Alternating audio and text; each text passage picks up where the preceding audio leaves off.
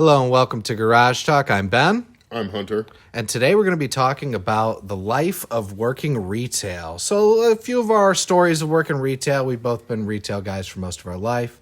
If you like this episode, be sure to give us a like. And if you like what you hear overall, be sure to subscribe and listen to our other episodes, including our playlist. Now, without further ado, Hunter, would you like to get us started? I've lost count of how many pairs of shitty underwear I've found in the garbages. I've literally have no number for you guys. It's happened so often, I almost kind of expect it. Obviously, it's gross. That's hot. That's really gross, dude. Why would somebody leave their shitty underwear? That's the question I ask myself every time. People are raised differently. I could see certain circumstances like, oh boy, I just shit my pants. Yeah. So you're there now. So I mean, well, what do you do with them? I guess you throw them in the trash, right, after you cleaned yourself up. So I guess I'm mad over nothing. It's just, I mean, not a stranger's trash. Like, I don't know. Put them in a plastic bag and just chuck them out when you get home. It's like hazardous waste, bro. should have gotten like biohazard pay just for handling shitty drawers. Something. Yeah, that's pretty disgusting, man. I don't think I ever had any experience like that. Worst I'd ever seen is, somebody fucking makes a mess of the toilet or whatever, but not leave their shitty drawers. Although I did work this one place where this one guy would wipe his ass, apparently. 'Cause the only reason I know is because he would put the shitty toilet paper in the garbage instead of flushing it, which was really gross to me. It's like, dude, I don't want to clean your shitty toilet paper garbage. And then on top of that, the dude would I think he would sometimes clog the toilet, because sometimes I'd find shit all over the toilet brush. Maybe he used it to wipe his ass. I don't really know. But it like old Roman, the foam loofah thing they would wipe their ass with. It was a sea sponge on a stick. And it was communal. Yeah, that's all of that gross. Yeah, I've also found my fair share of water bottles full of piss. Yeah, I worked at a truck stop retail place, and a gas station basically, and dude, this is nasty. You just find piss bottles out there. One dude, I'm sitting there out back one time smoking a cigarette. One of the truck drivers comes up to me. He's like, "Hey man, you know where that good at?" And I'm like, "Dude, I wouldn't know, and I wouldn't know how to help you with that, right?" Yeah. And I'm like, "But if you wait a minute, you can ask one of the girls that'll probably come around." And he's like, "For real?" He got all excited about a lot lizard. And I'm like, "Oh, dude, you might not be excited when you see what she looks like." Yeah. But whenever you'd see a girl walk in a skin-tight cheetah print dress, you'd be pretty confident that girl... She's clocking in. I mean, I have a lot of good stories about retail, too. I had good customers who would come in. But a lot of it's more negative. I think probably mine are mostly negative as well. There was one Christmas when I was working, and we were the only place in town, or at least on that side of town, that was open. Yeah, I always liked working on the holidays. That time and a half was sweet. Yeah, I mean, that was cool. But I don't know, man. But literally had a line. I'm not even exaggerating. I had a line of people that bordered the entire inside of the store. I never got out from behind the register. And this one couple comes up, and they want me to type in all of these lotto numbers. Fuck those guys. Yeah, and it wasn't like it was anything simple. They were all different numbers. They wanted a bunch of the same numbers played all these different ways. I was just like, you guys, come on. I know you can see this line. Please fill out the slips, and then when you're done, I'll let you cut in line. I'll play your slips for you. It'll go a lot faster for everybody that way. They refused. And I was practically begging them, just please fill out the slips. And I was like, look behind you. Look at all these people. They literally said, I don't care. That's crazy. That's absolutely wild. It was Christmas. And that might not mean something to everybody. But it sure it did to a lot of the people in line, and they were it was an older couple. They had to have been in their 50s or 60s. They're acting this way over lottery when all these people are trying to get their Christmas stuff. I I had a boss one time, and he said with lottery customers, he's like, fuck them. If they're like in the way, tell them to get out of the way. If they don't want to, tell them to leave. He's like, I don't make any money on the lottery. Yeah. And most places, most people don't realize this, but most stores don't make any money on the lottery unless you win. But you have to win a good amount. Yeah. You can't win if it's under 600. It doesn't count. But they only get like a very small percentage of your like big winnings, and that's bullshit. They shouldn't get any. Is what I mean. It's like that's bullshit. I don't think the store who sells it should make money off of the ticket if they're not the winner. I think that's kind of stupid. But I think the whole reasoning for that is if people know you have lotto there, it's a reason for them to come into your store. And then maybe they'll buy something else. Yeah, the only people who really benefit off that is the lottery companies. Mm-hmm. And that's kind of bullshit. I think lottery should have to like set up their own little stores just to do lottery.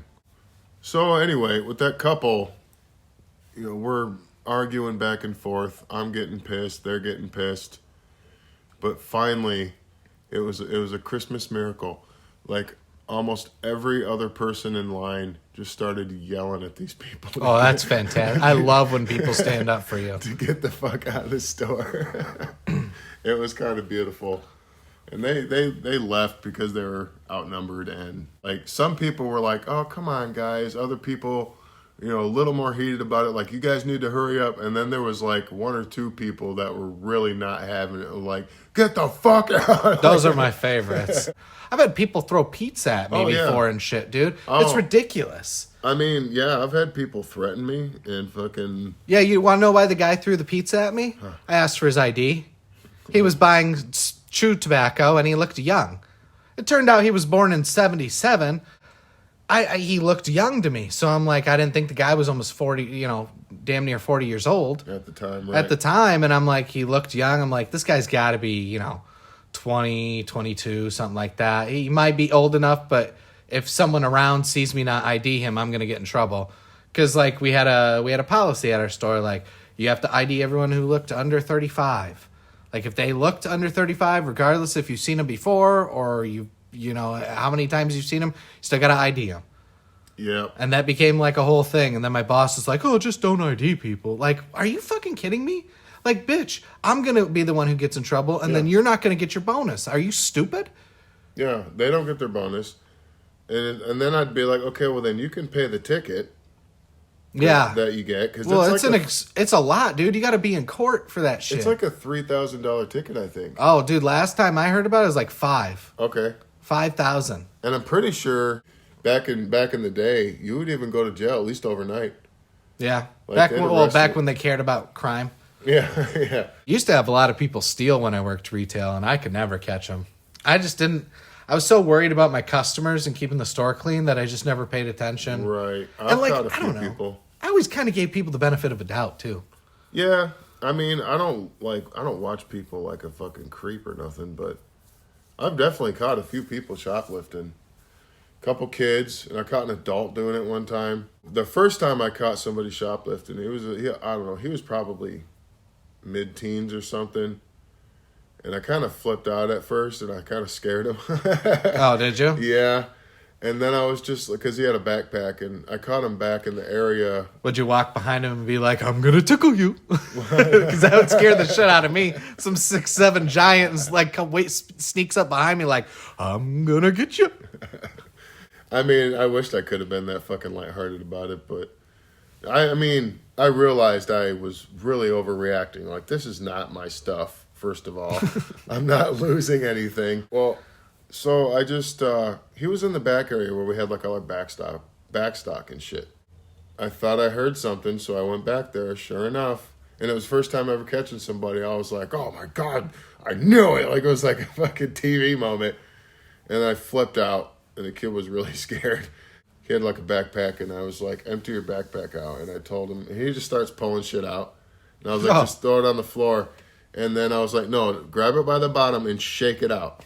And like all this stuff fell out of it. Oh, I believe it. And he probably had stuff from other stores. You guys got a plus on that one. Yeah, right? You guys got a little extra. And then I like, kind of cringy now, but I like lectured him. And I was like, man, work for the shit that you want, yada, yada, yada. like I'm his dad or something. Well, honestly, if that kid was doing that shit, you know it. Whatever you said probably didn't matter because he's just gonna do it as soon as he left. He probably went over to the fucking Probably went over to the next store. the grocery store next to the place you work. You know. Oh, this was at a different place. Oh, it was okay for sure. I ended up not calling the cops, and I said basically, you know, something to the effect of like, get the fuck out of here and don't come back. And I was like, if you come back on my shift, I will call the cops then. You're being paid minimum wage, which is basically means if I could legally pay you less, I would. Yeah. And like, you're their first line of defense for stealing, robbery, fires. Well, and they expect you to like know that stuff. You know what I mean? It's like they pay you the bare minimum, but expect you to protect their stuff like it's theirs. Yeah. Which was always a wild concept to me. It's like, bitch, it's you're lucky enough that I'm spending 30 minutes in the cooler freezing my ass off stocking shit. Yeah, for sure. No, you're right though. They, I mean, let's get it straight here. It's not hard work. No, not by any means. Physical labor. What it is it can be stressful, and you have to remember a lot of shit. I think it's just working with dumb people. Working with the public. No offense to anyone who considers themselves the general public, but the general public is really stupid. Yeah. Like on a day-to-day basis, you know, people are tired from work. We get it. You know, we don't judge people too harshly, but y'all are just kind of just dumb in general. Sort of dumb. A lot of people don't pay attention to their surroundings. Reading is a thing. It's like a pump will be down, it'll be covered, and somebody will be like, why can't I get the pump? Yeah. It's like because it's got a bag on it and it says out of order. Just a couple of weeks ago, some dude took off with the dispenser still in his car. Oh, yeah, you told me about that. Fucking ridiculous. Dude, I think you walked in after it had just happened. Dude, one time I had to close all the pumps down because something was wrong with the gas or something was going on with the whole system, right? And people just were coming in like, you got no gas? What sort of gas station doesn't have no gas? And it starts huffing and walks out the store like, and my reaction to this is like, they close the door, they walk out, and I'm like, dipshit. Yeah. Like, do you think I give a flying fuck? Like, if you get there's like everywhere there's a gas station, there's another one right down the street. Sorry, it's true. Every gas station has a counterpart. Yeah. There's no getting around it. One of the things I really love, absolutely, I want to kiss it. I love it so much. When you put up a sign like credit debit's down, bathrooms out of order, and like you put it up on the front door so people know before they even come in. Oh yeah. They're fully educated by the time they walk to the front door. And they'll either come in and they'll try to use the bathroom if there's a bathroom out of order sign, or they'll like sit there and shop for like 20 minutes and then come up and try to use a card if there's like credit debit out of order. I have kind of mixed feelings about the people leaving a bunch of shit on the counter because I guess I kind of have to, it's annoying. But I guess I have to kind of weigh that against, are they going to put everything back in the wrong spot? Are they going to pocket shit when I can't see them or whatever? Or would I rather have it put away properly and, do it myself? That's completely fair. I guess you kind of changed my mind on that one. So I would rather put it back than have them put it back. Well, I guess maybe in a way, making them put it back is kind of like, it's almost like you're shaming them or something. In a way, yeah. No, that does make sense. I guess I get what you're saying. Some people offer to put it back, and it depended on the customer. Some people come up, they don't have enough money to pay. Sometimes depending on the person, I might cover them. I might be like, let's see what we can get, and we'll work around it, But typically, I like to help people who are nice. But some people just work in retail. A lot of people seem to really treat you like dirt. Yeah. You're definitely the bottom. You're not even the bottom of the totem pole. You're the dirt that holds it on. Dude, that's true, and that's how it feels. Sometimes though, you get a great customer. Like I had one. She was this wonderful, wonderful old Irish woman. And she had a beautiful accent. So one time I asked her, I'm like, oh, where are you from? And then she gives me like, oh, I'm from Ireland, this area, blah. I can't remember. It was a long time ago, right? She asked me one time, she's like, oh, are you working on Christmas? And I'm like, oh, yeah, I'll be right here. And she's like, oh, you're not doing anything with your family? I'm like, maybe later in the day, but, Gotta make the money. And then she shows up on like Christmas Eve with a fucking bottle of wine for me. Some like, I think it was white Zinfandel, which is like a really good fucking wine. Yeah. And she had it like all set up, like a little bow on it. It was really sweet, man. Oh, that's and it absolutely like made my Christmas. And I'm not a big wine guy, but I did drink it out of courtesy. Yeah. You know, she's just a sweet old woman. Some people, you know, she's probably far from home and she felt alone. Nobody probably showed like, you know, some places people are kind of rude in the United States and they don't really have an interest in where you're from. Mm-hmm. They don't care. Someone shows interest. It's kind of nice. I think a lot of people have it totally backwards as far as like the manners and stuff between like small town and big cities.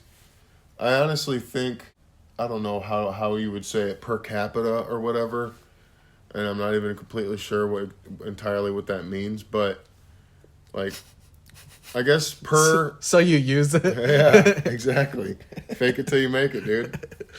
I guess, so like, per every 100 interactions you have with strangers in a big city compared to a small town, I feel like people in the big city are a little bit more polite. I think people in small towns are actually really shitty. I find that it's more like a regional thing. Like just certain regions of the world are shittier than others. People are ruder, you know? Mm-hmm. Well, I mean, Americans, it really... I you know, I can't say I'm proud to be an American. I think that whole thing is kind of silly, to be proud of a place you just happen to be born in. I'm proud of being American. I could have been a dolphin, bro. Like, what the fuck? That's fair. You'd be proud to be a dolphin. Exactly. Proud to be an American, where at least I know I'm free. Till I'm in international waters. Even though there's a bunch of countries that are also fucking free. Like half of the world is like free democracies. It's kind of wild. Yeah. Yeah, I don't know. It works. It would be interesting. Oh, but I get what you're saying. You know, you don't feel that phrase as hard as other people. I mean, I'm grateful to be living in America. You're grateful to be an American. Yeah, grateful to be an American because, like, it's not perfect. Every place has problems, but I feel like it's amongst the best options in the world. You know, if I'm going to live in a place, why not be America, where at least I know I'm free? Yeah. I think if you really want to feel safe, both, you know, with crime and just feel safe kind of from the rest of the world, if the shit hits the fan, you probably want to go to New Zealand, man. Why New Zealand? Because it's like a kind of small, insignificant, not the culture and everything, of course, but just like... Oh shit. But they're way the fuck out. That's fair. But I've seen a lot of things where, like, they say if World War III were to happen and, you know, the world's tearing itself apart, amongst other places, New Zealand would be one of the places to go. So one time I had an elderly, unhoused gentleman. A homeless guy? Yeah, a bum. Pull a fucking screwdriver on me. Really? Mm-hmm. What happened there? Did you get stabbed? Fortunately, no. I did not get stabbed. I don't even remember what the hell we were arguing about, but I remember it got to a point I had to tell him to get the hell out of the store. And he eventually left, and he was gone for like 2 minutes. I'm standing by the window, and he comes up, knocks on the window. Kind of fucking scared me, to be honest, because I didn't, like, expect him to come back, really. He knocked on the window, and I fucking jumped a little bit, and I turn around, and I look, and he just reaches into his coat, his dirty bum coat, and pulls out this fucking screwdriver. It was a flathead. He was, like, holding it and, like, making this face, like, Oh, like trying to intimidate you? Yeah. Crazy. And I just started, I don't know how much he heard, but I just started cussing the fucking stripe up and down this dude's back. I mean, shit, I almost got in a fight at your work recently. Oh, yeah. Yeah, some dude is pulling out, and he's blocking the whole fucking entrance with his truck. It's a big entrance, guys. We're talking like 4 cars can get across. This guy's in the middle, right? Blocking any way to get in. And I drive by, and all I did was just shake my head at him. Just like in a no fashion, like, Jesus Christ, dude. And then he's pulling out, and I pull up into the parking spot. He rolls down his window, starts saying something to me, and I start going wild. I'm like, what? What do you want? And start yelling some things I'm not going to repeat. It was not very nice things. I was ready to fucking beat this guy's ass. He was like trying to talk shit out his window, and then he just fucking waves his hand and drives off. And I'm like, yeah, that's right. Keep going. I went full like dick mode, like douche on him. You went like 80s fucking Dude, guy. I had my family with me, and he's acting like he's wanting to fight. I'm like, I gotta, I'm not trying to be like a primal type of guy, you know what I mean? But like, dude, Can't my get whole... bitched out in front of your family. Because my family will never see me as a protector again if I do something like that. Right, if I don't stand up for myself in front of them or just stand up for them, like when someone's trying to be kind of like trying to start shit. Yeah. When all I did was shake my head at the guy, he could have just took the lump and been like, you know what? Yeah, I was blocking the whole fucking thing. Nobody could really get the fuck in. So it makes perfect sense. Sorry. And it's like, yeah, he could have done a sorry or anything, but he starts like talking, like trying to talk shit with me. And I'm like, nah. I try not to like let it get to that level, but if someone's like yelling shit out their window, acting like they're gonna fucking punk me in front of everybody, I probably would have got my ass kicked. And then you were there though, so you would have seen me getting my ass kicked and whoop the guy's ass. So that would have been good. I would have, like, honestly, if I got in a fight with that guy, he probably would have kicked the shit out of me. He was a little older, but he looked like he was kind of buff. Honestly, he probably would have kicked my ass. But also, like, you would have seen it and would have been like, no fucking way. Yeah. Grabbed the guy by his neck, lifted him up a foot. Fuck that. I probably would have German suplexed him or something. No, but I don't want people to get the wrong idea. I'm not like a violent guy. I don't want to be like aggressive like that because I don't want to fight. Because I'm not a good fighter. Having some good shit talk is good too. Yeah. Like, I'll straight up tell somebody like, I'm going to fucking knock you out and I'm going to do stuff to your butt, dude. Like, I'm going to finger that butthole. Yeah. I'm getting. I'm gonna show you. I'm gonna show you my dominance. Fucking terrible, dude. Fucking terrible. Like I draw inspiration from when Mike Tyson was yelling at that reporter way back in the day. You the fucking bitch. Yeah, that's how the interview ended. He's like, you fucking punk ass, you fucking bitch ass white boy motherfucker. He was like, I'll beat your ass, and then he started getting the crazy shit. He make was you like, love me. He said, I'll fuck you till you love me. You I thought he said that in the lead up to a fight to one of his opponents. He was yelling at a reporter. Oh man, dude, he was a wild character though. Mm-hmm. Man, imagine Mike Tyson working retail. He'd be fired so quick. He'd be like, "The fuck you say? The fuck you say to me?" Oh yeah, you do a much better Mike Tyson. I can't really do the lisp and the high pitch. Mike Tyson impression. Anyway, a lot of good Mike Tyson impressions out there. If you want to call me a pussy, call me a pussy. Okay, I'm a pussy. What now? What happens now? Wait, why are you a pussy? Well, I was going to say. Oh, okay. You are what you eat? Oh, yeah. So I'm an ass. In general, I'm a pretty non-violent dude. Not saying I don't lose my temper and stuff, but I'm also extremely large, and I know I could probably really hurt somebody and get in trouble.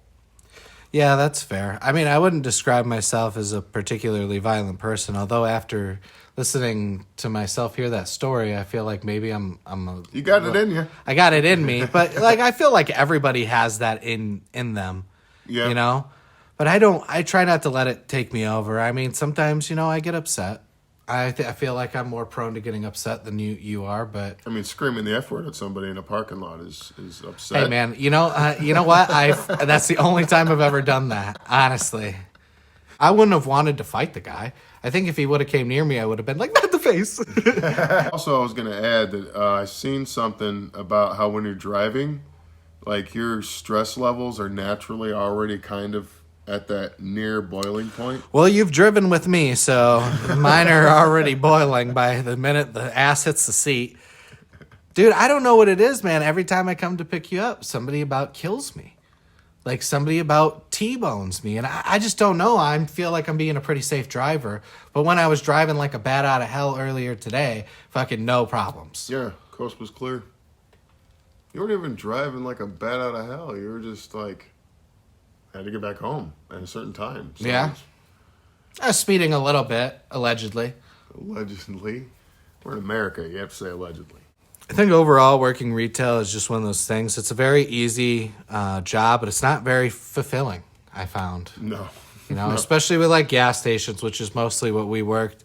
It just doesn't satisfy that itch that you need for life. And then you get old and find a friend and start a podcast. And here you are. Yeah, for sure.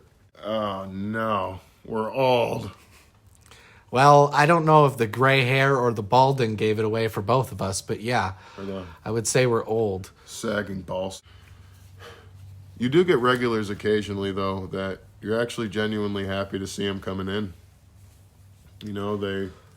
Name them. No, I'm kidding. I'm kidding.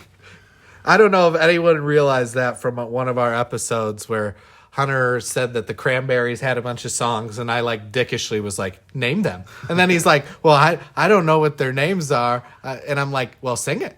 Yeah. And it was just like, we found that part so funny. I don't think everybody found that funny, but God, go back and listen. I think it was episode 3.